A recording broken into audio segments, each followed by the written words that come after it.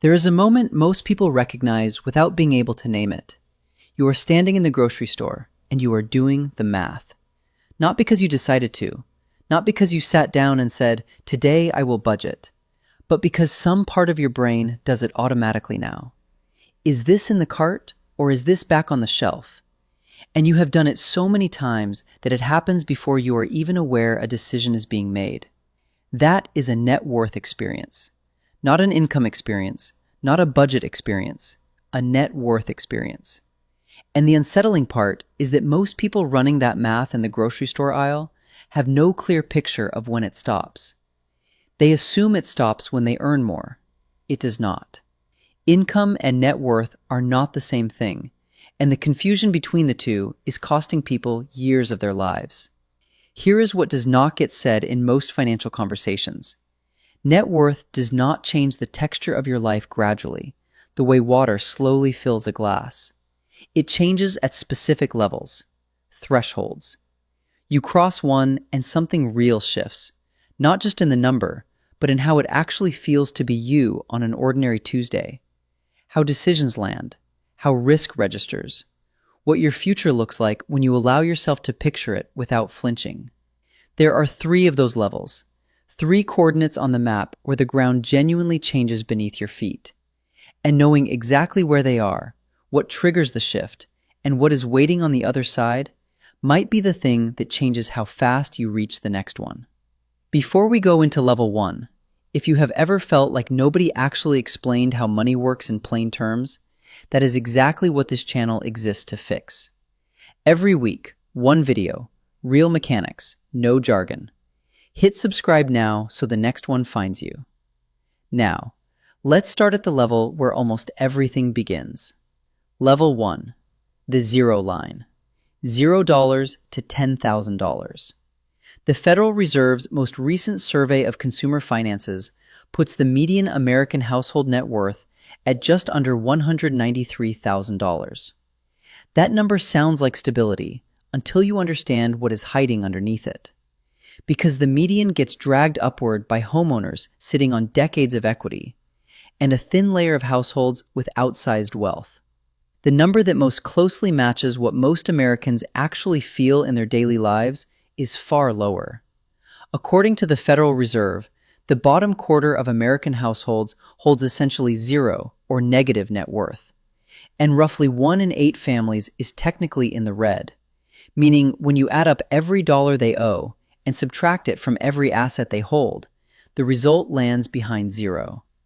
The car loan, the student debt, the credit card balance outweighs everything they own.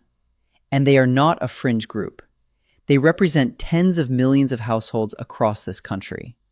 If you are in or near that group right now, something needs to be said clearly before anything else. That is not a moral failure. The structure of the American consumer economy was not designed to help people accumulate savings. It was designed to keep money moving. A consumer who owes is a far more profitable customer than a consumer who saves. And the entire architecture of credit, minimum payments, and lifestyle marketing was built with that fact at its center. But here is what truly defines life at this level. Not the specific dollar amount, not the income. The absence of a cushion. When you have no buffer and something goes wrong, the sequence is almost mechanical. The expense arrives. You assess. You cannot cover it from savings. The expense goes on a card, or you negotiate a payment plan, or you borrow from someone, or something goes unpaid. Each outcome costs you something, financially, and in a quieter way that compounds over time. And you repeat that cycle often enough that it starts to feel like simply how the world works for someone like you. It is not. It is the specific, predictable experience of having 0 buffer. Researchers at Princeton published findings in the journal Science showing that financial scarcity creates a measurable cognitive load, not a vague emotional weight, but a quantifiable reduction in available mental bandwidth. The part of your brain running constant background calculations about whether you can cover the next expense is using processing power that would otherwise go toward longer time horizons, better decisions, creative thinking, and the kind of deliberate planning that actually moves the needle. Living at zero does not just feel hard. It measurably impairs the quality of the decisions that are supposed to get you out of it. And this is why the first level shift does not happen at $100,000. It does not even happen at $50,000. It happens far earlier than most people expect. Somewhere between $5,000 and $10,000 in genuine liquid savings, money sitting in a separate account you do not habitually spend from. Something changes. Not dramatically, not in a moment you can point to, but the background calculations quiet down. The grocery store math gets softer. A $700 car repair becomes an inconvenience instead of a crisis. You can wait out a conflict at work instead of immediately backing down because you cannot afford to lose the job. That shift in how survivable a setback feels changes every single decision that follows it. You start thinking slightly further ahead. You start making slightly better choices because your brain is running on something closer to full capacity instead of dividing its attention between the present problem and the 17 possible next problems behind it. As of 2026, nearly 4 in 10 American adults say they could not cover a $1,000 emergency from savings without borrowing or selling something. That number is not a commentary on income. Many of those people earn decent salaries. It is a commentary on structure, on the absence of a cushion, and on a consumer financial system that makes it far easier to borrow the $1,000 than to quietly build it. The single highest leverage financial move available to most Americans right now is not the investment account. It is not the debt payoff campaign. It is the buffer. $1,000, then $2,500, then $5,000, sitting in a high-yield savings account that you treat like it does not exist until something real breaks. You build this before anything else, because without it, every forward step gets canceled by the next emergency. The buffer is not the goal. The buffer is what keeps you in the game long enough to reach the next level. Level 2, the invisible wall. $100,000 to $250,000. This is the level that surprises people most. Because you arrive here, you built the cushion, you got the high-interest debt under control, you started investing consistently, the number on the screen grew, and you expect to feel arrived, secure, like something permanent finally settled into place. And underneath all of it, there is still this quiet, persistent feeling of almost. That feeling is not irrational. It is not a mindset problem. It is structurally correct. And once you understand exactly what it is pointing at, it stops feeling like a failure and starts functioning like a map. The median American household net worth is right around $192,700. If you are in that range, you are the middle of the entire country. Not behind, median. But here is what the median conceals. For most households at this level, the single largest piece of that net worth is home equity, the dollar value locked inside the walls of a house they are still paying off.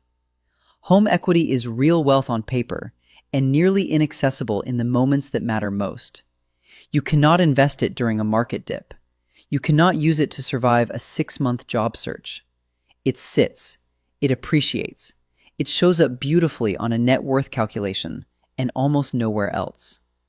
Strip out home equity from the median American household, and the liquid investable net worth, the number that generates actual income and actual options, drops dramatically for most families in this range. Many households sitting at the $192,000 median are operating on liquid savings and investments closer to $50,000 or $60,000. And at that liquid number, one serious medical event, one extended layoff, one real market correction still hits close to bone. That is the invisible wall, where the number reads like stability and the feeling has not fully caught up with the number. But here is what is genuinely different at this level, and it matters. Your time horizon stretches. At level 1, financial thinking happens in weeks. This paycheck, next paycheck. Can you make it to the end of the month without something slipping? At level 2, you start thinking in years. You can survive a 6-month job search without a collapse. You can make a career move that will not pay off for 12 months and survive the wait. You can take the calculated risk instead of the nearest safe exit.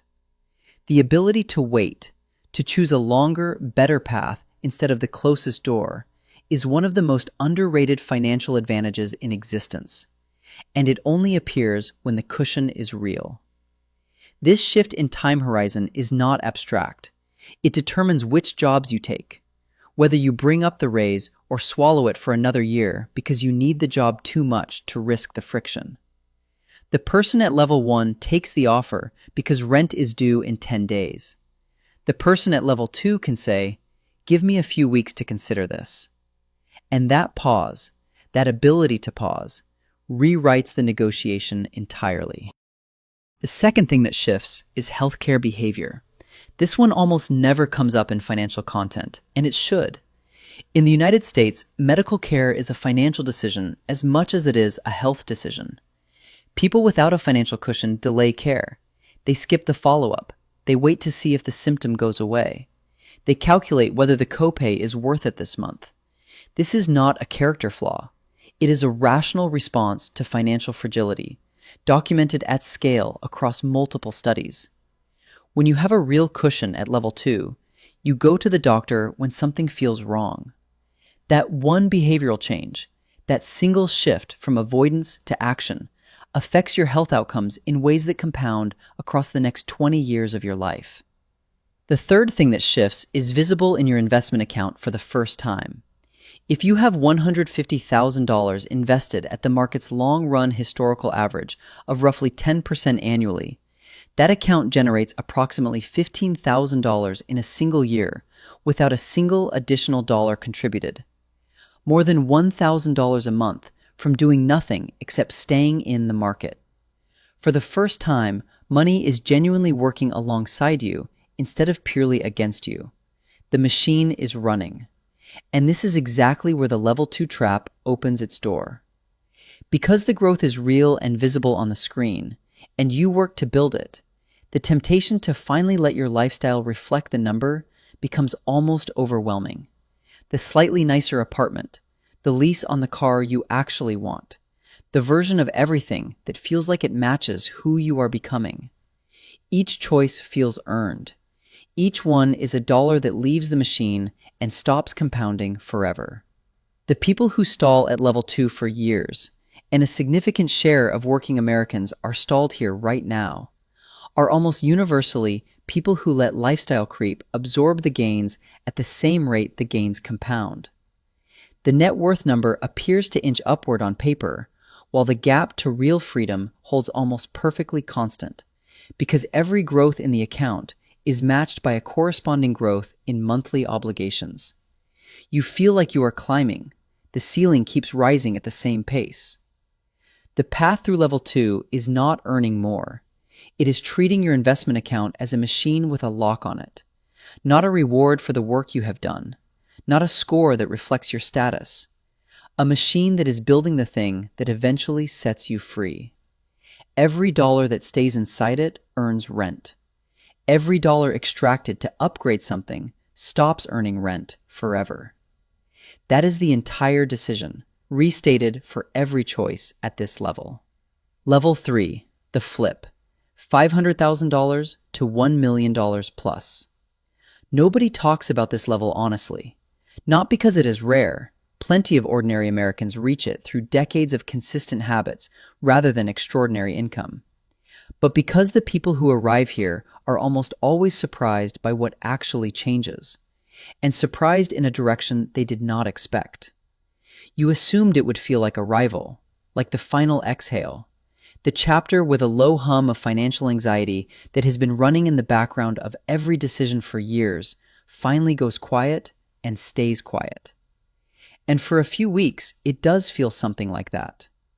Then the feeling settles into something quieter and more permanent and more powerful than a celebration. What actually shifts at level 3 is not your bank account. It is your relationship with time. A $750,000 portfolio invested at the market's long-run average generates approximately $75,000 in annual returns. That is not a number to retire on for most Americans. The median individual income in the US sits around $60,000. But it is a number that structurally changes the math of every single work decision you make. You could take 6 months away and the account would not crater. You could say no to the client who treats you badly, because the financial consequence of losing that relationship is not catastrophe. You could start the business that needs 18 months before it generates real revenue, because you can survive 18 months. The financial planning framework behind this has a name: the 4% rule, developed by financial advisor William Bengen in 1994 and pressure tested extensively against a century of market data since, states that you can withdraw 4% annually from a diversified portfolio and have a statistically high probability of the money outlasting a 30-year retirement. At $1 million, that is $40,000 a year. At $1,250,000, it crosses $50,000, approaching the median U.S. individual income. That is the coordinate where work transitions from something your financial survival requires to something you actually choose. That single shift from necessity to choice does something unexpected to almost every other area of your life. You negotiate differently, not because you announce your net worth to anyone, because your own behavior changes when the alternative to losing is survivable. You speak up in rooms where you previously went quiet. You draw lines in professional relationships you would not previously have risked drawing. You pursue things you shelved because the financial consequences of failing at them always felt unsurvivable. Fear, for most working Americans, is not purely an emotion. It is a financial experience. It rises from the specific, lived awareness that the margin between where you are and collapse is narrow. When that margin widens, the fear does not disappear, but it stops governing. Think about someone like Marcus, 44 years old, mid-level manager at the same company for 11 years. Not an outsized income, consistent 401k contributions from age 27, low-cost index funds, employer match fully captured, nothing complicated. By 43, his portfolio crossed $800,000. He did not retire. He did not make any dramatic announcement. What changed was that when his company restructured and asked him to absorb the responsibilities of 2 eliminated positions with no additional pay, he said no, calmly, clearly, with the kind of steadiness that comes from knowing the answer to losing this job is not ruin. Either the company gave him what he asked for, or he had months of portfolio returns to find something better. They gave him what he asked for. That is level 3 in a single conversation. The mistake that trips people at this level is the mirror image of the level 2 trap. At level 2, the risk is spending the gains faster than they compound. At level 3, the risk is paralysis. When the number is finally large enough to feel like something real you could genuinely lose, the pull towards safety, more cash, lower equity exposure, conservative allocations that cap the upside, becomes almost unbearable. And the research on this is consistent. People who reach level 3 and then stall or decline are disproportionately people who let loss aversion quietly dismantle the habits that built the number in the first place. The machine that created the outcome has not changed. It still runs on time, consistency, low costs, and a refusal to panic when the market moves. The number on the screen is larger. The rules are identical. Staying invested is the entire job at level 3, and it is harder than it sounds when the balance is big enough to feel like real money you could actually lose. Close. Here is what connects all 3 levels, the one thread running through everything we just covered. The difference between someone who crosses all 3 and someone who spends a lifetime circling the bottom is almost never income. People earning $500,000 a year live paycheck to paycheck in this country. Teachers and nurses and administrative coordinators with ordinary salaries retire at 65 with 7-figure portfolios. The separating variable is not what comes in. It is whether what comes in is building something that survives beyond the moment of arrival, or whether it is spent at the same rate it is earned. Each level asks something specific of you. Level 1 asks you to build the buffer before everything else. Not the investment account, not the debt payoff campaign, the buffer. Because without it, every step forward you take gets erased by the next thing that breaks. The buffer is not the destination. It is what keeps you in the game long enough to reach the destination. Level 2 asks you to keep the machine running faster than the lifestyle catches up. To hold a hard line between what the account is doing and what your daily life looks like. Every dollar that stays inside the machine is compounding toward the next level. Every dollar extracted to upgrade something stops compounding the moment it leaves. Level 3 asks you to stay calm, to trust the exact process that created the outcome you built, to resist the fear that always rises when the number is finally large enough to feel like something you could really lose, because the fear is the final trap, and the habit is still the answer. You are at one of these levels right now, or somewhere between them, and now you know exactly where the next shift sits, what triggers it, and what genuinely changes when you get there. Start tonight. One step. Build the cushion.